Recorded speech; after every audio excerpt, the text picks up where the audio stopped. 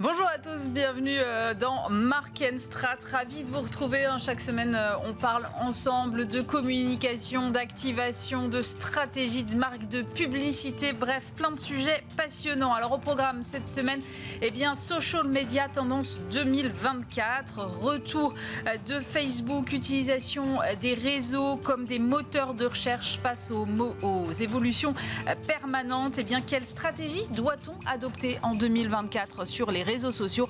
On en parle avec We Are Social dans un instant. Agence média, quels enjeux? Il y a un an, Marie Coste prenait la tête de Remind PhD, agence média du groupe OMG. On fait le bilan de cette année, le point sur les enjeux de 2024 avec elle. Et puis la banlieue contre l'IA, souvenez-vous, c'était il y a quelques mois, Itch partait en campagne avec BETC contre les clichés qui alimentent l'IA de Midjourney. Et après avoir récolté de nouvelles images de la banlieue plus positive, Itch les a envoyés à Midjourney qui a accepté de les intégrer dans sa base de données. Retour sur cette histoire incroyable à la fin de cette émission. Bienvenue dans Mark & Strat, c'est l'épisode 22.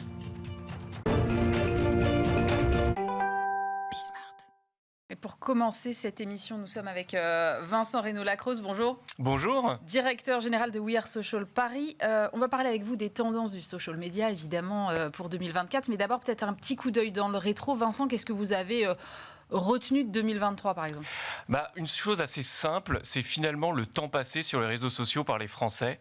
On a chez We Are Social un rapport qu'on appelle le Global Digital Report qui agrège, qui consolide toutes les données digitales. Et s'il y a un chiffre pour nous qui est à retenir, c'est ce temps passé sur les réseaux sociaux, c'est près de 2 heures aujourd'hui en France et c'est un temps qui est en constante augmentation. Là où on a un temps passé sur l'univers digital, web en général, qui est plutôt stationnaire depuis le confinement, depuis 2020, c'est un temps qui est autour des 5 heures. Ce temps, en revanche, passé sur le social, il augmente de plus en plus. Et donc, on comprend bien que derrière, on a des plateformes sociales, et ça ne vous a pas échappé, qui prennent une place centrale dans nos vies. Et cette place, elle se fragmente aussi en deux grands usages. Il y a à la fois ces plateformes sociales, elles deviennent des grandes plateformes de contenu. Aujourd'hui, le temps passé sur les réseaux sociaux, c'est un temps qui est quand même davantage passif. C'est vrai qu'on produit moins. Le commun des mortels documente moins sa vie sur ces réseaux sociaux et il consomme les plateformes sociales finalement comme des plateformes d'information, des plateformes de divertissement. La deuxième tendance, c'est aussi, il y a quand même ce besoin d'échanger avec ses pairs, d'échanger avec sa famille, d'échanger avec ses amis. Et cette consommation, finalement, cette production de contenu, elle se déporte vers des espaces qui sont davantage privés. C'est les groupes privés, c'est les messageries WhatsApp, c'est aussi des features organisées par les plateformes qui vont permettre d'échanger de manière plus directe entre les créateurs de contenu et les communautés. Donc, pour résumer, c'est effectivement un usage plus massif des réseaux sociaux, mais une fragmentation de cet usage. Sur cet usage massif des réseaux sociaux, on a beaucoup parlé de TikTok, qui était assez dominant, on va dire. Là, je lis à droite, à gauche, que finalement, en 2024, ça pourrait être le grand retour de Facebook. Quel est votre avis, vous, là-dessus? Effectivement, on avait tous enterré Facebook un peu trop vite. Facebook vient de publier des résultats records. Avec derrière ces résultats, il y a effectivement une croissance des volumes publicitaires, mais il y a aussi une croissance, et ça, c'est ça qui est plus étonnant, une croissance des communautés qui continuent de se développer, particulièrement en Europe et aux États-Unis, là où elles étaient davantage stationnaires. Alors, derrière cette croissance, on est davantage sur une population plus senior, qui est effectivement bien loin de la population originelle de Facebook. Et puis, c'est aussi ce que j'évoquais derrière cette fragmentation des usages sociaux. C'est aussi des groupes privés qui prennent davantage de place. C'est vrai que le feed Facebook, tel qu'on l'a tous connu, il est moins actif. On produit moins sur ce feed. En revanche, effectivement, on a ces groupes privés qui prennent davantage de place.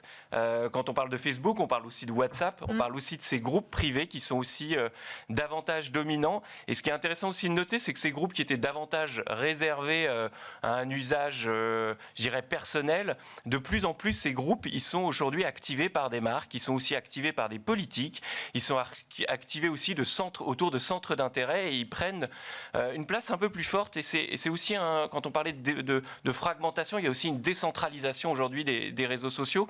Et je pense que les bons résultats de Facebook profitent aussi de cette décentralisation et de l'organisation, effectivement, par groupe et par micro-communauté. Il y a un autre truc qui change, je trouve, dans l'utilisation des réseaux, et vous le dites d'ailleurs très bien dans vos récentes tribunes, c'est que les plateformes, les réseaux sociaux deviennent une sorte de Google alternative, disons, de moteur de recherche. Comment ça s'explique, ça ? Ça s'explique effectivement quand on disait qu'effectivement les plateformes deviennent finalement des plateformes de contenu. Elles sont tout autant sociales que des plateformes de contenu. On le voit bien, c'est des contenus sur lesquels il y a de l'information, il y a du divertissement d'ailleurs. Les plateformes ont encouragé les médias, les marques médias à produire du contenu en natif sur ces plateformes, que ce soit en Instagram Reels, que ce soit sur TikTok. Et donc du coup, effectivement, on entend beaucoup, est-ce que tu as eu cette information ? Je l'ai vu sur TikTok, une phrase qu'on va beaucoup entendre sur 2024. Et pour avoir accès à cette information, effectivement, TikTok devient une nouvelle barre de recherche, Instagram devient une nouvelle barre de recherche. Ça fait bien longtemps que YouTube était aussi, parce qu'on considère nous aussi YouTube, comme à certains égards comme un réseau social, était déjà aussi assez central dans la recherche d'informations. Et donc effectivement, on va rechercher de l'info sur TikTok. La Gen Z aujourd'hui, lorsqu'elle cherche un restaurant, lorsqu'elle cherche une destination de voyage, elle va moins sur son moteur de recherche habituel, elle va de plus en plus sur TikTok. Et même d'ailleurs, aujourd'hui, même sur des consommations plus mainstream, il y a des hashtags Amazon qui vont effectivement driver tout un tas d'achats qu'on peut faire sur cette plateforme et qui aujourd'hui sont drivés par la barre de recherche TikTok. Il y a aussi même des outils de SEO, des nouveaux produits médias qui sont développés par TikTok pour encourager finalement l'achat de mots-clés sur TikTok. Qu'est-ce que ça change pour les marques dans leur façon de communiquer ? Ça change d'ailleurs. Est-ce que ça change quelque chose d'ailleurs ? Oui, ça change considérablement la manière de communiquer. D'abord, c'est de considérer qu'aujourd'hui, dans l'architecture d'une marque, le social avait évidemment une place qui était importante. Cette place importante, elle devient centrale. Aujourd'hui, on a des marques qui ont, avec les réseaux sociaux, finalement tout l'arsenal pour pouvoir accompagner leurs prospects, leurs consommateurs sur toutes les étapes du parcours d'achat. Et effectivement, le fait que maintenant les réseaux sociaux soient un nouveau point d'entrée digital, avec cette fameuse barre de recherche, montre bien que finalement le parcours d'achat digital, il commence aujourd'hui sur le social via cette nouvelle barre de recherche. Est-ce qu'elles doivent continuer à s'appuyer sur des influenceurs dans cette nouvelle façon de fonctionner ? Alors, je dirais qu'elles n'ont pas le choix. Elles doivent continuer à s'appuyer sur les créateurs de contenu. Ils ont pris une place centrale. On voit bien aussi que les marques qui faisaient ce qu'on appelait du reach organique, elles trouvent aujourd'hui des limites et qu'aujourd'hui, pour aller toucher de nouvelles audiences, bien sûr, elles peuvent faire du paid media, elles peuvent du coup faire de la publicité sur le social. Mais si elles veulent convaincre, si elles veulent infiltrer des communautés, elles n'ont pas le choix d'aller travailler avec des influenceurs. Maintenant, travailler avec des influenceurs, ça demande aussi pas mal de prérequis. En tout cas, nous, on est convaincus que pour qu'une bonne relation entre une marque et un créateur de contenu puisse être vertueuse, il faut qu'il y ait effectivement un vrai échange et il faut être dans une démarche de co-création, c'est-à-dire que la marque doit comprendre la ligne éditoriale de l'influenceur, doit être capable d'adapter son discours à cette ligne éditoriale, et le créateur de contenu doit aussi bien comprendre les objectifs de la marque, pas être juste faire du placement de produits. Je crois que nous, on considère que les créateurs de contenu, cette relation elle est vertueuse, c'est de pas les considérer comme des hommes ou des femmes sandwich, mais vraiment comme des porte-paroles et des ambassadeurs de marque. J'ai lu un truc dans votre rapport, un chiffre qui m'a un peu surpris. On utilise en moyenne 7 réseaux sociaux différents chaque mois. C'est énorme. Ouais, c'est énorme. Effectivement, on parlait tout à l'heure de fragmentation des usages. je crois que derrière, il y a aussi des logiques communautaires et des logiques aussi de points de passion. Effectivement, en fonction de ces passions, en fonction de ces centres d'intérêt, on va utiliser tel ou tel réseau social. On a de plus en plus de réseaux sociaux communautaires. Je pense par exemple à Strava, l'application des sportifs qui est aujourd'hui en très fort développement, qui aujourd'hui fonctionne comme une plateforme sociale. Elle s'inscrit aussi dans cette démarche d'avoir des réseaux sociaux pour des usages bien précis. On a bien sûr LinkedIn, dont le poids aujourd'hui est quasiment identique à celui d'Instagram, qui est là aussi pour historiquement bien sûr pour un usage professionnel, mais de plus en plus LinkedIn va être là aussi pour échanger avec ses pairs, pour créer des relations professionnelles ou pas d'ailleurs. Et donc encore une fois, on est dans une fragmentation du social et dans un usage beaucoup plus massif du social. Et derrière, c'est aussi une convergence de tout ce qu'on pouvait faire avant dans le digital, qui aujourd'hui se concentre sur les réseaux sociaux. Face à un tel éclatement, deux questions. D'abord, est-ce qu'il faut souhaiter une interopérabilité entre les plateformes ou est-ce que c'est un peu utopique? Et deuxième question, pour les marques, est-ce qu'il faut vraiment être présent partout? Alors, il y a deux questions. Si on parle de 2024, ça va être un peu la grande question. Et alors, je ne suis pas Madame Irma, je ne sais pas encore vous dire. Non, mais est-ce qu'on peut se dire effectivement, est-ce qu'on va assister à des mécaniques de convergence entre ces plateformes ou est-ce qu'on va continuer à avoir une multiplication des plateformes aussi par centre d'intérêt? On voit que derrière cette multiplication, il y a aussi des communautés sociales qui sont extrêmement actives. Donc ça va être aussi une grande question sur 2024. C'est est-ce qu'on va assister à de la convergence ou au contraire à une fragmentation qui va continuer de se développer? Sur les marques, elles doivent être présentes partout ou pas alors les marques, elles doivent faire des choix. Elles doivent surtout pas diluer leur investissement. Elles doivent, en fonction de leur audience, nous c'est la démarche qu'on a lorsqu'on accompagne une marque sur les réseaux sociaux. C'est la première chose, c'est avant de penser plateforme, on pense audience, on essaie de comprendre cette audience, on essaie de la qualifier et de comprendre quelles sont les logiques communautaires qui gravitent autour de cette audience. Et en fonction de ces résultats, parce que derrière il y a de la data, on va recommander telle ou telle plateforme sociale. Pour 2024, quelles sont les tendances que vous voyez se dessiner, qu'il faudra surveiller de près? Alors, les tendances, elles s'inscrivent dans ce qu'a été 2023. La première tendance, elle est assez classique, c'est l'usage de la vidéo. On a finalement, les réseaux sociaux historiquement étaient très textuels, si je puis dire. Aujourd'hui, avec le développement de TikTok, effectivement, on a beaucoup parlé de contenu. Ce contenu, il est aujourd'hui vidéo et qu'au-delà de TikTok, il y a un nouveau format qui fait référence, c'est le short content vertical vidéo qu'on retrouve finalement aujourd'hui sur presque toutes les plateformes. Et donc, il y a quand même un shift à faire pour les marques dans leur ligne éditoriale de les pousser vers de la vidéo. Donc c'est aussi plus engageant pour les marques parce qu'on s'expose davantage sur une vidéo. La deuxième tendance, c'est aussi être capable de pouvoir créer d'être aussi dans un discours de vérité et d'authenticité.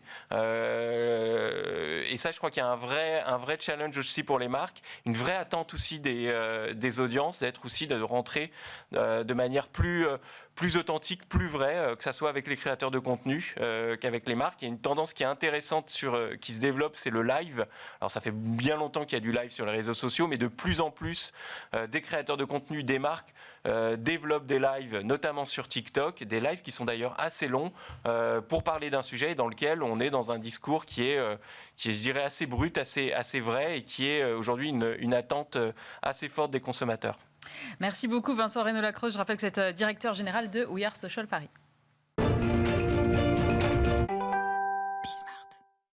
Et nous sommes maintenant avec Marie Costeux. Bonjour. Bonjour. Vous êtes CEO de Remind PhD et vous avez été récompensé à plusieurs reprises au Grand Prix des agences médias dont Bismart était partenaire cette année. Alors qu'est-ce qui fait la spécificité de votre agence sur ce marché des agences médias ? Alors notre spécificité en tant qu'agence média, c'est vraiment d'avoir une culture qui est assez bipolaire, on va dire.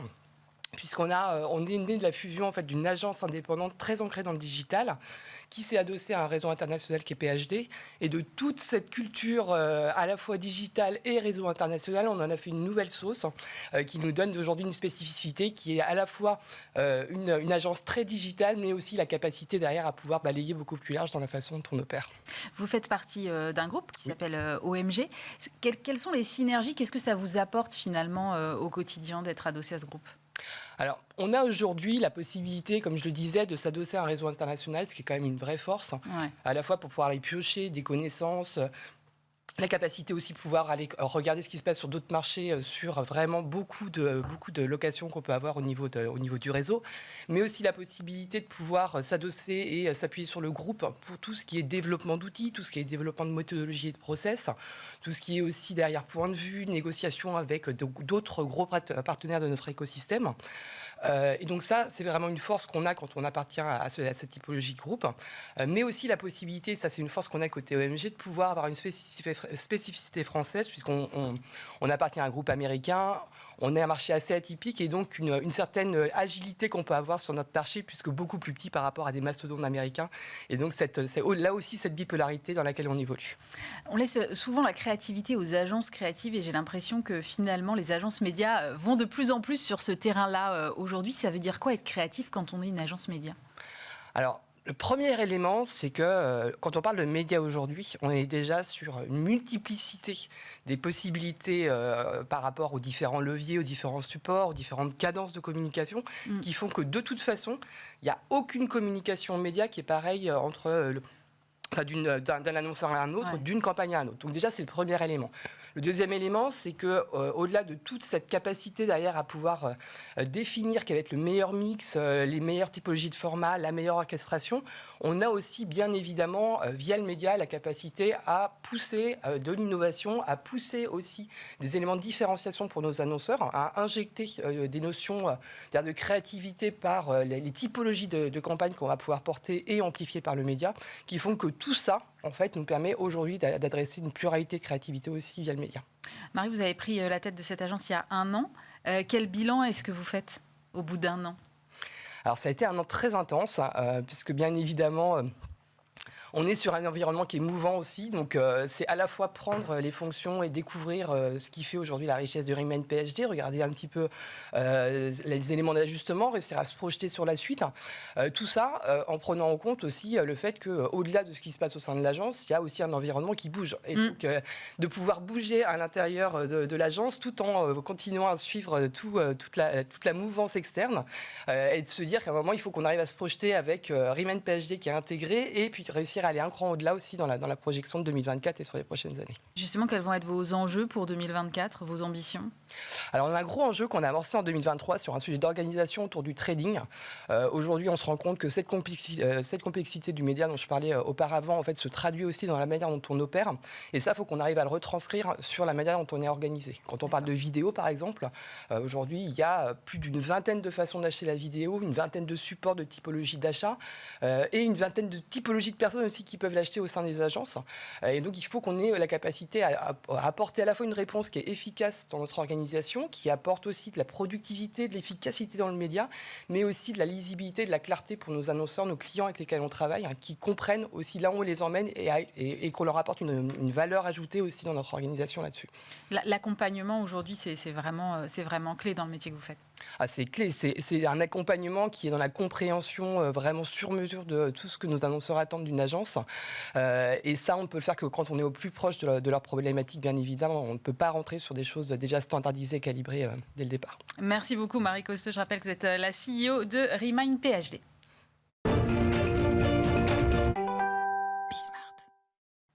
Et on va faire un petit suivi de dossier aujourd'hui. C'est assez inhabituel, mais j'ai le plaisir de retrouver Renaud Berthe, CMO de Hitch, service de VTC spécialisé dans la desserte de la banlieue, à distance aujourd'hui. Alors, Renaud, vous étiez venu il y a quelques mois sur le plateau de Mark & Strat nous raconter votre dernière campagne qui s'appelle Greetings from la banlieue, imaginée avec BETC. C'était une sorte de combat contre Midjourney pour changer l'image de la banlieue. Est-ce que déjà, pour ceux qui auraient manqué l'épisode précédent, vous pouvez un petit peu nous rappeler quel était l'objet de cette campagne et comment vous l'avez orchestrée finalement ? Oui, bien sûr.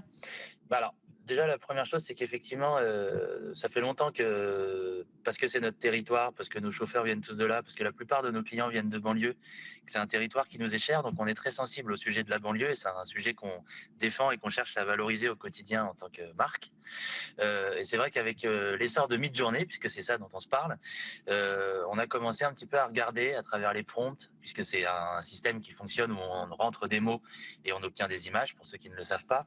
On a commencé à regarder effectivement ce que ça donnait quand on rentrait l'occurrence banlieue dans l'outil Midjourney. Et c'est vrai qu'on a constaté des différences assez significatives, voire même choquantes parfois, entre une occurrence qu'on pourrait rentrer comme un enfant à l'école ou un enfant à l'école en banlieue, ou dans un cas où on avait un enfant souriant dans un endroit, ou en tout cas une école rassurante, paradisiaque presque, et de l'autre côté, un enfant dans une école délabrée, lui-même apparemment déprimé, et tout ressemblait à une espèce d'expression de la misère, comme si banlieue était égal à misère slash scène de guerre parfois. Et c'est vrai que nous, qui en avons une vision réaliste et donc positive, c'est vrai que ça nous a travaillé et on s'est dit qu'il fallait qu'on fasse quelque chose. Pour faire quelque chose, et effectivement, ça paraît un peu gigantesque et un peu, ça donne un peu le vertige de se poser la question de savoir comment on peut venir infléchir un outil qui a une telle aura et qui paraît aussi énorme. Et ce qu'on a identifié, en fait, c'est que c'est vrai qu'il y a une bulle autour de Midjourney, c'est vrai que ça paraît énorme, mais en fait, c'est que 11 ingénieurs qui en fait, rendent certaines occurrences, font évoluer l'outil, effectivement à travers ce qu'ils trouvent sur le web, mais aussi un peu à la mano. Et donc, en fait, la meilleure manière probablement de venir infléchir ces prompts et ces occurrences, c'était de s'adresser directement à eux. Et la manière dont on l'a fait pour les toucher directement, ça a été de shooter des milliers de photos de la banlieue telle qu'on la connaît, telle qu'on la voit, telle qu'on l'aime, et de leur envoyer via des cartes postales, en espérant, et c'est là qu'on se retrouve pour se parler, avoir une réponse de Midjourney. Donc j'imagine qu'il y a eu une réponse. Alors, il y a eu une réponse, c'est bien pour ça qu'on se reparle. Effectivement, donc pour la petite histoire, ces cartes postales, on les a pas juste envoyées telles quelles, c'est-à-dire qu'effectivement, il y avait des photos de la banlieue dessus, un message pour eux, un QR code qui les renvoyait vers la base de données qu'on a aussi constituée au-delà des cartes postales elles-mêmes. Mais ces cartes postales, on les a fait remplir par les habitants de la banlieue eux-mêmes. On a été dans la rue, on s'est mis en partenariat avec des petits commerçants qui eux-mêmes distribuaient les cartes. Et donc, en fait, on a collecté 2000 cartes postales, un peu plus même, avec des petits mots d'habitants de la banlieue, leur disant, écoutez, vous êtes mignons, mais en fait, juste chez nous, ça ressemble pas à ça, quoi. Et donc, ça a pris quelques semaines, effectivement, de faire remplir toutes ces cartes, de sensibiliser la population à cet écueil, quelque part, à ce biais. Une fois qu'on a collecté ces 2000 cartes postales, on les a envoyées dans un gros carton, au siège de Midjourney. Pour la petite histoire, ça a pris un petit peu de temps parce que le colis s'est perdu. On a réussi à rentrer en contact avec eux juste pour savoir bêtement si le colis avait été reçu. Mais en fait, vous connaissez le monde dans lequel on vit aujourd'hui. Beaucoup travaillent en remote, donc ça a pris un petit peu de temps avant que l'un d'eux daigne aller jusqu'à la boîte aux lettres, tout bêtement. Et en fait, pour le dire très simplement, au bout de 3 semaines, donc en fait, c'est relativement rapide, on a reçu une confirmation de Midjourney via Discord de la bonne réception du colis. Et en fait, ce qui nous a plu et ce qui nous a surpris, mais en même temps, c'est tout à leur honneur, c'est qu'en fait, leur réaction et dès le début et dès la réception, était hyper positif.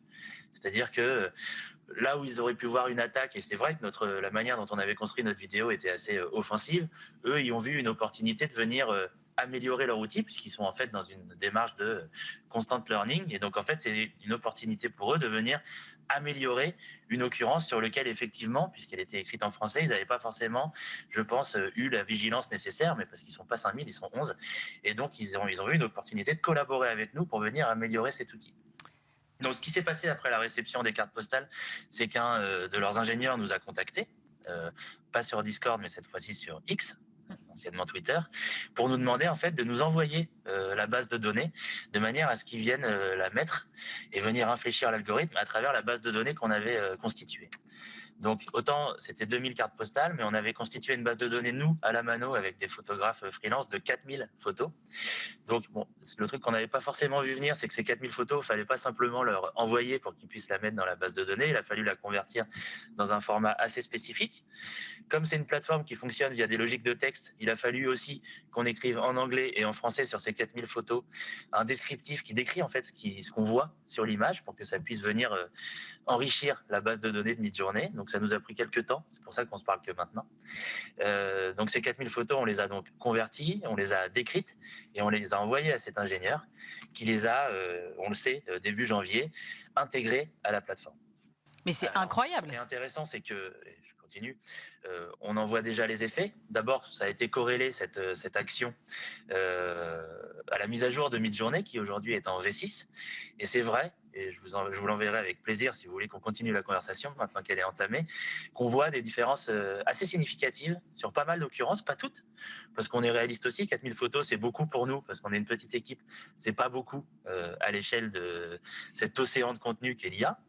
Mais sur certaines occurrences, on voit des différences assez significatives. Et donc, on en est évidemment content. On est aussi hyper reconnaissant, d'abord de l'état d'esprit qui a été celui de Midjourney. C'est vrai qu'on rêvait qu'ils nous répondent, mais d'ailleurs, je vous en avais parlé, on y croyait modérément, parce faut savoir raison garder. Ils ont été tout de suite très sensibles au contenu, au combat qu'on portait. Ils ont été hyper positifs dans la manière de prendre le sujet avec beaucoup de réactivité. Et aujourd'hui, donc effectivement, ces 4000 photos sont intégrées dans l'outil. Ils nous ont dit aussi, mais je n'ai pas le détail parce que c'est leur popote interne, qu'ils avaient travaillé sur l'occurrence banlieue elle-même pour l'affiner. Et puis maintenant que la conversation est nouée avec eux, on a décidé de ne pas s'arrêter là. C'est-à-dire que ces 4000 photos, c'est un début. On a envie de continuer de le faire. La prochaine étape, c'est d'ouvrir en fait une plateforme où en fait les gens vont pouvoir eux-mêmes nous partager leurs photos. Nous, on va continuer de l'enrichir. Et l'idée, c'est que tous les mois, on puisse continuer de leur envoyer des photos converties, décrites, pour qu'à terme, effectivement, on aille au bout de notre combat, qui est effectivement obtenir sur cette plateforme, qui est là encore une fois la plateforme leader sur l'IA générative, que effectivement la représentation de la banlieue soit à 100% réelle et donc aussi positive et juste que celle que nous, on voit au quotidien et qu'on voulait défendre et qu'on va continuer de défendre en tant que marque. Va falloir s'adresser à OpenAI aussi, parce que j'ai vu qu'ils avaient eux aussi sorti une plateforme, Sora je crois, qui va maintenant générer des images à partir de textes. Ça va fait partie de votre prochain combat. Vous avez commencé à regarder ça ou pas ? Alors, on a commencé à regarder, on n'a pas encore joué avec parce que pour l'instant, ils teasent beaucoup, mais l'accès à la plateforme est limité. Mais vous pouvez compter sur nous pour aller sur la plateforme et faire exactement le même exercice. Mais fait intéressant, et sans que je puisse encore les citer, d'autres IA nous ont contactés parce qu'ils ont vu l'initiative et nous ont demandé eux aussi d'intégrer ces photos à leur base de données. Donc effectivement, l'initiative fait des petits et on est heureux déjà de collaborer avec d'autres plateformes qui eux aussi veulent affiner cette occurrence.